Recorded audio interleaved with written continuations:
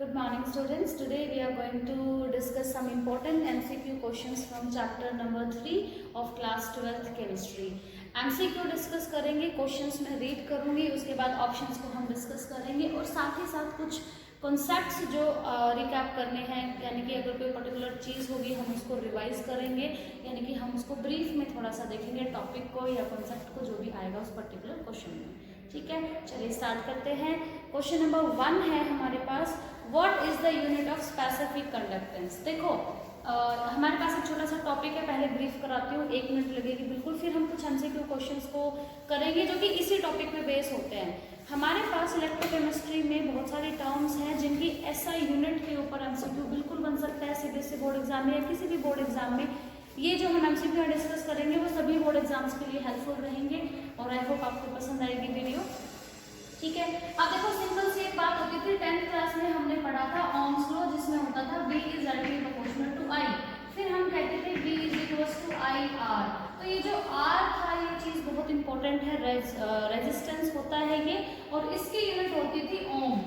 ओम को आप रिप्रेजेंट करते हो एक ऐसे साइन से जो मैंने बोर्ड पे बनाया। ठीक है, अब ये जो R था आपका, this was directly proportional to length and inversely proportional to area. तो फिर हमने कहा था R is equals to rho L by A। अब ये फॉर्मूला हमारे लिए बहुत इंपॉर्टेंट हो जाता है, resistance is equals to resistivity into length upon area. अब length upon area of cross section को हम कहते हैं सेल कांस्टेंट यहाँ पर। तो अब हम जब मैं रो को इधर ले आऊँ, R को उधर ले जाऊँ, तो मेरे पास कुछ नई चीज जो बनेगी वो क्या होगी, 1 by rho is equals to 1 by R L upon A। ठीक है, रो था रेजिस्टिविटी, इसका जब रेसिप्रोकल करते हैं तो ये हमारा हो गया कंडक्टिविटी। क्या चीज हो गई, कंडक्टिविटी। ठीक है, R हमारे पास था रेजिस्टेंस, तो ये हमारी 1 बाय R क्या हो गया, कंडक्टेंस हो गया। यानी कि रेजिस्टिविटी का उल्टा कंडक्टिविटी, रेजिस्टेंस का उल्टा कंडक्टेंस। और ये जो L बाय A है आपका, ये क्या है हमारा, ये है सेल कांस्टेंट। ठीक है, अब एमसीक्यू क्वेश्चन जो इस टॉपिक में बनेंगे वो इनमें से किसी की भी ऐसा यूनिट पूछ सकते हैं। जब हम बात करते हैं रो की, तो रो की यूनिट अगर यहाँ से मुझे निकालनी हो तो रो का फॉर्मूला क्या बनेगा, R A upon L। R हमारे पास क्या किसमें होता है, ओम में, एरिया क्या होता है आपका सेंटीमीटर स्क्वायर में, और लेंथ क्या होती है सेंटीमीटर में, सेंटीमीटर से सेंटीमीटर कट गया, तो रो की यूनिट क्या आई, ओम सेंटीमीटर। ठीक है, अब जब रो की यूनिट थी रो ओम सेंटीमीटर, तो 1 बाय रो की यानी कि कंडक्टिविटी की क्या हो जाएगी, जिसको हम कप्पा कहेंगे शॉर्ट में, तो उसकी यूनिट क्या हो जाएगी हमारी, कंडक्टिविटी वाली यूनिट का इनवर्स उल्टा, यानी कि क्या हो जाएगी, ओम इनवर्स सेंटीमीटर इनवर्स। ठीक है, या ओम इनवर्स को हम साइमन भी कहते हैं, तो आप इसको साइमन सेंटीमीटर इनवर्स भी कह सकते हो। ओके, फिर उसके बाद रेजिस्टेंस का उल्टा कंडक्टेंस। कंडक्टेंस की अगर आपसे पूछ ले ऐसा यूनिट तो क्या कहोगे भाई, R यानी कि रेजिस्टेंस की है ओम, तो कंडक्टेंस की होगी ओम इनवर्स। सेल कांस्टेंट हमारा होता है L अपॉन A। L हमारा सेंटीमीटर में है, A हमारा सेंटीमीटर स्क्वायर में है, तो सेल कांस्टेंट की यूनिट क्या होगी, पर सेंटीमीटर। ठीक है, उसके बाद हमारे पास कप्पा और मोलर कंडक्टिविटी का फॉर्मूला रिलेशन क्या था, that molar conductivity is equals to kappa upon molarity into 1000। तो यूनिट निकाल रहे हैं तो 1000 का रोल नहीं रहा, तो कप्पा की यूनिट क्या थी हमारी, साइमन सेंटीमीटर इनवर्स। मोलैरिटी की क्या होती है हमारे पास, number of moles upon volume. अब वॉल्यूम को मैंने लिख दिया सेंटीमीटर क्यूब, तो 1 सेंटीमीटर की पावर माइनस हो जाएगी, तो मोलर कंडक्टिविटी की यूनिट जो निकल के आई वो क्या आई, साइमन पर सेंटीमीटर स्क्वायर पर मोल। ये किसकी निकल के आई हमारे पास, मोलर कंडक्टिविटी की। अगर इक्विवेलेंट कंडक्टिविटी की पूछने के लिए तो मोलैरिटी की जगह नॉर्मैलिटी आ जाएगा, तो मोल्स की जगह सिंपली क्या आ जाएगा, ग्राम इक्विवेलेंट आ जाएगा। ठीक है, अब ये तो एक यूनिट्स का टॉपिक था पूरा जो मैंने यहाँ पर समझाया आपको।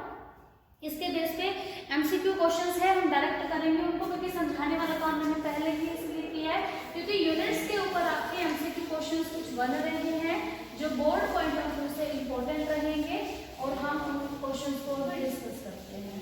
ठीक है, तो question number 1 of this video MCQ questions कर रहे हैं डिस्कस। क्वेश्चन नंबर 1 में क्या पूछा है आपसे, what is the unit of specific conductance. तो स्पेसिफिक कंडक्टेंस हम कहते हैं कप्पा को, तो कप्पा की यूनिट आपसे पूछी है, ऑप्शन मिलेंगे आपके पास A B C and D। तो अभी मैंने जब आपको समझाया था तो कप्पा की निकल के आई थी? रेजिस्टिविटी का उल्टा यानी कि ओम सेंटीमीटर का होल इनवर्स यानी कि साइमन पर सेंटीमीटर। तो ऑप्शंस थे हमारे पास, पहला ही ऑप्शन है साइमन पर सेंटीमीटर, साइमन पर सेंटीमीटर, दूसरा है साइमन सेंटीमीटर स्क्वायर पर मोल, सेंटीमीटर स्क्वायर पर मोल, तीसरा है आपके पास ऑप्शन सी है साइमन सेंटीमीटर स्क्वायर इक्विवेलेंट -1 और डी ऑप्शन है आपके पास साइमन सेंटीमीटर। तो आपके पास ये ऑप्शंस है, तो हम किसके साथ जाएंगे? ए ऑप्शन के साथ जाएंगे। क्वेश्चन नंबर 2 में क्या पूछा है आपसे? What is the unit of molar conductance? वापस से ऑप्शंस में सेम ही रख देती हूँ। अगर इसी में आपको मोलर कंडक्टेंस की निकालनी हो तो हमने अभी डिस्कस किया था, वो क्या हो जाएगी? साइमन सेंटीमीटर स्क्वायर पर मोल। अगर आपसे इक्विवेलेंट कंडक्टेंस की पूछ ले तो ये हो जाएगी। ठीक है, तो यानी कि आपके पास एमसीक्यू बन सकता है किसी भी यहाँ से एक क्वांटिटी की आपसे ऐसा यूनिट पूछ सकते हैं। तो नेक्स्ट क्वेश्चन था what is the unit of conductance? तो कंडक्टेंस रेजिस्टेंस का उल्टा होता है, तो साइमन हो जाएगी सिंपली। ठीक है, अच्छा उसके बाद हमारे पास एक क्वेश्चन है अगला जो इंपॉर्टेंट रहेगा। एक तो ये ऐसा यूनिट वाला आप कर लेंगे कंप्लीट। उसके बाद हमारे पास है with increase of dilution molar conductance. Dilution increase करोगे, अगर आप डाइल्यूशन इंक्रीज करते हो तो मोलर कंडक्टेंस पर क्या फर्क पड़ेगा? तो ऑप्शंस में आपके पास मिला option number A increase, option B है डिक्रीज, ऑप्शन सी है आपके पास रिमेन सेम और फोर्थ आपके पास नन भी मिल सकता है या डाटा कांट से भी कह सकते हैं वो, तो रिमेन सेम और डी ऑप्शन मान लो फॉर एग्जाम्पल नन। ठीक है, या फिर डाटा क्योंकि यहाँ पे जो गिवन है वो है कैन नॉट बी प्रेडिक्टेड, बता ही नहीं सकते हम इसकी हेल्प से। तो डाइल्यूशन इंक्रीज करने से मोलर कंडक्टिविटी पर क्या फर्क पड़ेगा? देखो मोलर कंडक्टिविटी का फॉर्मूला क्या था? Kappa upon molarity. अब मोलैरिटी के इनवर्सली प्रोपोर्शनल है मोलर कंडक्टेंस। ठीक है, मोलैरिटी का फॉर्मूला क्या होता है? Number of moles upon volume. ये वॉल्यूम ऊपर चला गया तो आपके पास फॉर्मूला क्या हो जाएगा? मैडम बोर्ड यहाँ तक विजिबल है है ना? तो kappa upon moles into volume यानी कि molar conductivity is directly proportional to this volume. और डाइल्यूशन कर रहे हो तो सिंपल सी बात है वॉल्यूम बढ़ा रहे हो तो आपका आंसर क्या होना चाहिए? इंक्रीज, क्योंकि वॉल्यूम बढ़ेगा तो मोलर कंडक्टिविटी भी इंक्रीज होगी। क्लियर है? नेक्स्ट क्वेश्चन है आपके पास क्वेश्चन नंबर 5 होगा क्योंकि हमने ऐसा यूनिट के 3-4 क्वेश्चन थे। मोलर कंडक्टेंस की ऐसे यूनिट पूछ सकते हैं, सिंपल स्पेसिफिक कंडक्टेंस की पूछ सकते हैं कंडक्टिविटी की, या कंडक्टेंस की पूछ सकते हैं, या इक्विवेलेंट कंडक्टेंस की पूछ सकते हैं। तो आपने ऐसे यूनिट्स वाले 4-5 क्वेश्चन हमारे हो जाएंगे, फिर हमने अभी ये डिस्कस किया। नेक्स्ट क्वेश्चन है हमारे पास what is the Gibbs free energy for the change for a cell having reaction? Okay, free energy change या मैं कहूँ गिब्स एनर्जी चेंज पूछा है आपसे और एक रिएक्शन आपको गिवन है। देखो गिब्स फ्री एनर्जी का फॉर्मूला मैं यहाँ पर लिखती हूँ, डेल्टा जी नोट का फॉर्मूला ये होता है -NF E0 सेल। ठीक है, एक हमारे पास होता है 2.303 -2.303 RT log of Kc। तो ये चीजें हम ध्यान रखेंगे। एक गिब्स हेल्महोल्ट्ज इक्वेशन भी होती है delta G = delta H - G delta S। तो ये चीजों का हम थोड़ा सा ध्यान रखेंगे, फॉर्मूला हमें पता होगा तभी हम प्रोडक्ट कर पाएंगे। ठीक है, अब क्वेश्चन है हमारे पास what is the Gibbs free energy change for a cell having the reaction? Chromium और आयरन के बीच की रिएक्शन है Cr plus H2 positive gives chromium 3 positive plus Fe। ठीक है, ये रिएक्शन हमें दे दी और हमें पूछा गया है डेल्टा जी नोट बताओ क्या होगा, न्यूमेरिकल है और इसके लिए हमें ईएमएफ ऑफ द सेल भी गिवन है यानी कि ई नोट सेल भी आपको गिवन है, वो इन्होंने दिया है हमें 0.30 वोल्ट। ठीक है, अब फॉर्मूला मेरे माइंड में ये बना आएगा, क्यों? क्योंकि एन की वैल्यू कहाँ से पता चल जाएगी? रिएक्शन से कितने नंबर ऑफ इलेक्ट्रॉन ट्रांसफर हुए हैं और उसके लिए मुझे ये रिएक्शन को बैलेंस करना जरूरी है। तो क्या करूंगी? देखो Fe हमारा 2 पॉजिटिव से प्लस है, 2 इलेक्ट्रॉन्स गेन हुए हैं और यहाँ क्रोमियम ने 3 इलेक्ट्रॉन लूज किए हैं। ठीक है, तो मैं क्या करूंगी? क्रोमियम को तो 2 से मल्टीप्लाई कर दूँ 6 हो जाएगा और आयरन को 3 से मल्टीप्लाई कर दूँ, तो जो टोटल इलेक्ट्रॉन चेंज है वो कितने इलेक्ट्रॉन का चेंज आ रहा है? हमारे पास 6 इलेक्ट्रॉन चेंज आ रहा है। ठीक है, अब N की वैल्यू 6 हो गई, F की वैल्यू क्या होती है? 96500 और E0 सेल हमें गिवन ही है। ये सारा कुछ पुट करने निकालोगे तो आपके पास ऑप्शन में जो हमारे पास है ऑप्शन नंबर ए है, राइट करूँ या सिंपल सी बात है कैलकुलेट करोगे तो आपका आंसर आएगा -173.7 किलो जूल पर मोल। ऑप्शंस हमारे पास और भी बहुत सारे थे, बट कैलकुलेशन बेस्ड कोई न्यूमेरिकल है तो आप सिंपली ये चीज़ कैलकुलेट करोगे और आपको वन ऑफ कोई ऑप्शन आपका करेक्ट निकलेगा वहाँ से। क्लियर है? नेक्स्ट क्वेश्चन पर चलते हैं। नेक्स्ट क्वेश्चन है आपके पास, the molar conductance of sodium acetate, hydrochloric acid and sodium chloride. Okay, ये हमारा प्रोडक्ट फ्लो से एक न्यूमेरिकल आ गया। फिर से देखो न्यूमेरिकल में क्या किया गया है, सोडियम एसिटेट का फॉर्मूला क्या होता है, CH3COONA। सोडियम एसिटेट एक आपके पास NaCl और एक आपके पास HCl। इन तीनों की मोलर कंडक्टिविटी आपको दी गई है कितनी, 350, 420। सोडियम एसिटेट की है 350, NaCl की है 420 और आपके पास NaCl सोडियम क्लोराइड की है 380। याद रखना साइमन सेंटीमीटर स्क्वायर पर मोल मोलर कंडक्टिविटी है तो यूनिट्स का ध्यान रखेंगे, जैसे गिवन है क्वेश्चन में ये हमें मोल -1। और now the question is what is the molar conductivity of acetic acid, यानी कि आपको मोलर कंडक्टिविटी निकालनी है किसकी, CH3COOH की। फॉरवर्ड लॉ हम यहाँ पर अप्लाई करेंगे। लिमिटिंग मोलर कंडक्टिविटी के ऊपर लगता है कि किसी भी इलेक्ट्रोलाइट की जो टोटल लिमिटिंग मोलर कंडक्टिविटी होती है वो उसी के आयंस का समीशन होती है, इंडिविजुअल आयंस का समीशन होती है सभी का। तो मुझे इन तीनों के कुछ ऐसे ऑपरेशंस लगाने हैं कि मैं किन्हीं दो को ऐड करूं, किसी को माइनस करूं, ओवरऑल मेरे पास ये आ जाए। तो अगर मैं इन दोनों को ऐड करूं, फर्स्ट और थर्ड को अगर मैं ऐड कर देती हूँ तो मेरे पास CH3CHOOH ये भी आ रहा है, लेकिन Na और Cl एक्स्ट्रा है तो सेकंड वाले को उसमें से माइनस कर दूँ, यानी कि मैं क्या करूँ 1 + 3 - 2, फर्स्ट और थर्ड को प्लस करके सेकंड को माइनस कर दो तो मेरे पास आंसर आ जाएगा। तो आपने सिंपली इन दोनों को ऐड करना है, ऐड करने के बाद कितना बनाइए 0 7 7 और इसमें से 3 से आपने माइनस किया तो 0 9 3, तो आपका जो आंसर होगा वो 390 होगा और हमारे पास ऑप्शन में बिल्कुल है 390 साइमन सेंटीमीटर स्क्वायर पर मोल आपका आंसर होगा। फॉरवर्ड लॉ पे बेस्ड आपका MCQ क्वेश्चन है।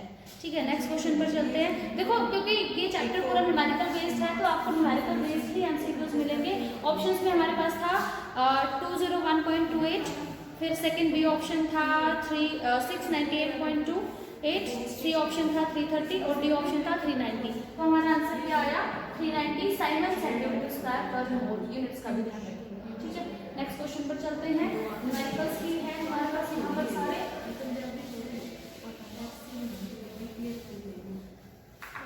फॉरवर्ड फ्लो को अगर मैं यहाँ पर लिखना चाहूँ तो कुछ ऐसा लिखूंगी, मोलर कंडक्टिविटी ऑफ HCl अगर आपने लिखना है तो आप क्या करोगे, limiting molar conductivity of H + ion plus limiting molar conductivity of Cl negative ion. ठीक है, मतलब दोनों के आयंस का समीशन होगा। अगर विजिबल नहीं है तो इस तरह लिख देती हूँ, limiting molar conductivity of H + ion plus limiting molar conductivity of Cl negative ion. इन दोनों का प्लस करोगे तो पूरे HCl का आ जाएगा। ये सिंपल सा फॉरवर्ड फ्लो अप्लाई होता है at infinite direction. Okay, next question है हमारे पास, what is the specific conductance of 0.1 molar acetic acid given that it has molar conductance of 139। अच्छा, मोलर कंडक्टेंस दे रखी है, मोलैरिटी भी दे रखी है, स्पेसिफिक कंडक्टेंस पूछ लिया तो सिंपल सी बात है, फॉर्मूला हमारे पास मोलर कंडक्टिविटी का होता है kappa upon molarity into 1000। Molarity दे दिया 0.1, मोलर कंडक्टिविटी दे दिया 139, आपको कप्पा फाइंड आउट करना है। आप इस न्यूमेरिकल को सॉल्व करेंगे और हमारे पास आंसर जो है, ऑप्शन जो है हमारे पास वो 1900, 1.39 × 10⁻²। चलो हम एक बार कर ही लेते हैं, अगर हो जाता है, हो ही जाना चाहिए। 139 = कप्पा तो हमें निकालना है, मोलैरिटी 0.1 × 1000। ठीक है, तो ये आप उधर लेकर के जाओगे तो ये आपके पास क्या हो जाएगा 139 × 0.1 / 1000। ये आपकी कप्पा की वैल्यू होनी चाहिए 1000। ये 0 भी आप नीचे निकालोगे तो कुछ ऐसे, और फिर मैंने इसको 100 से मल्टीप्लाई किया, 100 से डिवाइड किया, तो डिवाइड वाला पॉइंट यहाँ लगा देंगे, 100 वाले ही माइनस करेंगे, तो आपके पास ऑल इन ऑल जो आपके पास आंसर आ जाएगा कप्पा का वो क्या आएगा 1.39 × 10⁻²। और हमारा ये ऑप्शन है ऑप्शन बी 1.39 × 10⁻²। सी ऑप्शन था 278 साइमन पर सेंटीमीटर और सी ऑप्शन था 1.39 इंटू 10⁻²। ध्यान रखना, एक ऑप्शन में मिलेगा सेम ये वैल्यू मिलेगी, एक में मिलेगा 10⁻⁻², दूसरे में मिलेगा 10⁻+2 यानी कि 2 सिंपल। तो आपने प्लीज कैलकुलेशन पे ध्यान रखना है पावर का, क्योंकि कई बार कंफ्यूजन हो जाती है हमें कि 10 की पावर माइनस वाले के साथ टिक करना था, प्लस वाले के साथ चले गए तो गड़बड़ हो गई, क्योंकि यहाँ पे आंसर हमारा एग्जैक्टली यही आ रहा है। ठीक है, नेक्स्ट क्वेश्चन है हमारे पास सेम कोहलर लो पे एक और न्यूमेरिकल है हमारे पास। The molar conductance of barium ion and chloride ion, किस किस की मोलर कंडक्टेंस दे दी आपको, एक तो आपको बेरियम आयन की दी जा रही है और दूसरी क्लोराइड आयन की दी जा रही है। कितनी, 127 एंड 76। इसकी है 127, इसकी है 76 और पूछा गया है what is the molar conductivity of barium chloride BaCl2। ध्यान देना, आयंस की दे रखी है तो सिंपली ऐड करना है, लेकिन 1 barium ion and 2 chloride ion, क्योंकि BaCl2 होता है फॉर्मूला, तो आप क्लोरीन वाले को 2 से मल्टीप्लाई करोगे और फिर दोनों को सिंपली ऐड कर दोगे। तो 127 प्लस 76 इंटू 2, तो 76 इंटू 2 जब आप कर रहे हो तो वो कितना आ रहा है 152 प्लस 127 और आपका आंसर हुआ 972 279 साइमन सेंटीमीटर स्क्वायर पर मोल। ऑप्शंस थे हमारे पास 203, 279, 101.5 एंड 139.5। तो हमारा ऑप्शन बी जो है वो 279 है, इस बी ऑप्शन के साथ हम जाएंगे, हमारा करेक्ट आंसर होगा। Put value get answer, numerical है, समझ आ गया, फॉर्मूला हमें पता है, सिंपली वैल्यू पुट करनी है और आंसर आ जाएगा। ओके, नेक्स्ट न्यूमेरिकल की बात करेंगे। What are the product of electrolysis of brine solution at anode and cathode. तो ब्राइन सॉल्यूशन क्या होता है स्टूडेंट्स, ब्राइन सॉल्यूशन होता है aqueous solution of sodium chloride NaCl। ठीक है, तो NaCl को पानी में घोला, फिर उसमें से इलेक्ट्रिसिटी पास करा दी। 10th क्लास की ये रिएक्शन है, क्लोरल्कली प्रोसेस।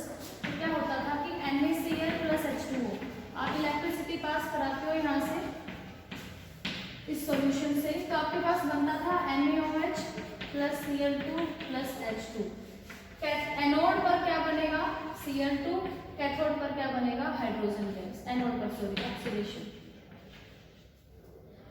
एक सेकंड मैंने ऊपर लिख दिया, ऑक्सीडेशन क्लोरीन से बनता है। तो एनोड पर आपकी क्लोरीन जाएगी और कैथोड पर आपका हाइड्रोजन गैस लिबरेट होगी। तो ये हमारा ऑप्शन कहीं पे भी हमें जब ये दिख जाए Cl2 एंड H2 तो उसी ऑप्शन के साथ जाएंगे। तो ऑप्शन नंबर ए था H2O2 जो कि नहीं है, ऑप्शन बी था Cl2H2 जो कि है, और थर्ड ऑप्शन था O2 एंड H2 अगेन गलत है, Cl2 एंड Na ये भी गलत है। तो हम कौन से ऑप्शन के साथ जाएंगे, बी ऑप्शन के साथ जाएंगे, जिसमें हमें H2 और Cl2 गैसेस गिवन है एनोड और कैथोड पर। नेक्स्ट क्वेश्चन की तरफ पढ़ते हैं। क्वेश्चन में है हमारे पास एक रिएक्शन दे दी आपको मैग्नीशियम प्लस कॉपर की, तो Mg plus Cu2 positive gives Mg2 positive plus Cu। तो ये एक रेडॉक्स रिएक्शन है, सेल रिएक्शन है, जहां मुझे नजर आ रहा है मैग्नीशियम का ऑक्सीडेशन हो रहा है और कॉपर का रिडक्शन हो रहा है। What is the question, question is what will be standard potential given that. अच्छा, रिडक्शन पोटेंशियल गिवन है मैग्नीशियम का और कॉपर का, मैग्नीशियम का गिवन है मैग्नीशियम का गिवन है आपका -2.36 वोल्ट मैग्नीशियम का, और कॉपर का गिवन है हमें 0.34 प्लस 0.34। ठीक है, अब निकालना है इस सेल का, तो इस सेल का ई सेल निकालने के लिए फॉर्मूला क्या होता है हमारे पास, ई सेल निकालने का फॉर्मूला होता है राइट माइनस लेफ्ट या कैथोड माइनस एनोड।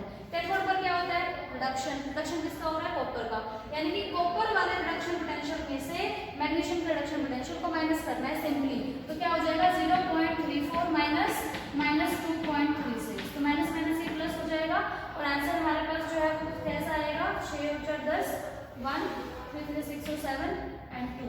तो आपका आंसर आपका क्या रहेगा 2.70। ऑप्शंस में क्या था, ऑप्शंस में था हमारे पास 2.70 वोल्ट, -2.70 वोल्ट, 2.02 वोल्ट या -2.02। ठीक है, तो आपका आंसर जो है वो ए के साथ हम जाएंगे। एक और चीज ध्यान रखना, कोई भी प्रोसेस स्पॉन्टेनियस होता था उसके लिए डेल्टा जी तो नेगेटिव ही होनी चाहिए, लेकिन जब आप ई सेल निकालते हो इट मस्ट बी पॉजिटिव। आपके सेल का जो सेल पोटेंशियल है वो आपका पॉजिटिव होना चाहिए, तभी कोई सेल वर्क करेगा, अदरवाइज नहीं होगी, फिजिबिलिटी नहीं रहेगी इस रिएक्शन की। ठीक है। नेक्स्ट क्वेश्चन है which is the best method to prevent rusting of iron. देखो रस्टिंग ऑफ आयरन को प्रिवेंट करना है, कैसे होती है रस्टिंग ऑफ आयरन? ऑक्सीडेशन हो जाता है जी आयरन का in the presence of air moisture and all. तो अगर मुझे इसको प्रिवेंट करना है तो सिंपल सी बात है, रिडक्शन, मतलब ऑप्शन के अकॉर्डिंग चलते हैं तो इस मेथड तो बहुत सारे हैं। ऑप्शन है हमारे पास making it cathode, putting it in saline water, both और नन। देखो पुटिंग इन सलाइन वाटर तो कुछ रहेगा नहीं, वाटर में ही कहीं रख दोगे तो काम कर जाएगा, रस्टिंग हो जाएगी। बोथ का भी कोई ऑप्शन नहीं है, नन का भी कोई ऑप्शन नहीं है, मतलब नहीं हो सकता। तो ऑप्शन ए बचा हमारे पास putting it cathode, making it cathode. Cathode पर क्या होता है? रिडक्शन। रस्टिंग कैसे होती है? ऑक्सीडेशन से। तो आयरन को अगर आप कैथोड बना दोगे तो उसमें तो रिडक्शन होगा, रिडक्शन से रस्टिंग होती नहीं, ऑक्सीडेशन से होती है, तो प्रिवेंट हो जाएगा। तो ऑप्शन ए के साथ जाएंगे हम। नेक्स्ट क्वेश्चन है हमारे पास, last question of the video. Potassium nitrate in agar agar is use as salt bridge why. Salt bridge होता था, अगर आपको याद हो, oxidation half cell, reduction half cell को जोड़ने के लिए ब्रिज का यूज करते थे हम, जिसका रोल जब हम बात करते थे तो हम कहते थे कि इसका फंक्शन है टू कंप्लीट द सर्किट, पहली बात, और दूसरी बात न्यूट्रलिटी को मेंटेन रखना। तो अगर सॉल्यूशन में एक इलेक्ट्रोलाइट लेते थे तो वो एक इलेक्ट्रोलाइट हमने जब KNO3 लिया है तो क्यों लिया है KNO3? ऑप्शन है आपके पास, option number 1 ionic mobility of potassium ion is greater than nitrate ion, option B ionic mobility of potassium is less than nitrate ion, option C equal होती है दोनों की मोबिलिटी, या option D KNO3 is highly soluble in water, पानी में भी जाता है जीरो सोल्ट। तो किस ऑप्शन के साथ जाओगे? तो देखो जब हम बात करते थे न्यूट्रलिटी मेंटेन करने की तो हमने कहा था किसी भी कर पे चांस हो सकता है जहाँ पे रिडक्शन हो रहा था तो कैटायन कंज्यूम होता जा रहा था तो नेगेटिव आने के चांस थे, तो पोटेशियम वहाँ मूव कर गया न्यूट्रल करने के लिए। एक तरफ जहाँ ऑक्सीडेशन हो रहा था, मान लो जिंक और कॉपर वाला हम केस कंसिडर करें गैल्वेनिक सेल का, तो वहाँ जिंक आयन जब सोल्यूशन में आता जा रहा है तो जो पॉजिटिव आ जाना चाहिए, लेकिन नाइट्रेट आयन मूव कर जाएगा उसको न्यूट्रल करने के लिए। तो हमने KNO3 क्यों लिया? क्योंकि दोनों की मोबिलिटी इक्वल होनी चाहिए, अगर कम ज़्यादा होगी तो फिर गड़बड़ हो जाएगी ना, न्यूट्रलिटी मेंटेन नहीं रख पाएंगे। तो मोबिलिटी उनकी इक्वल होनी चाहिए, और वो है ऑप्शन सी हमारा कि ionic mobility of potassium ion is same as of nitrate ion.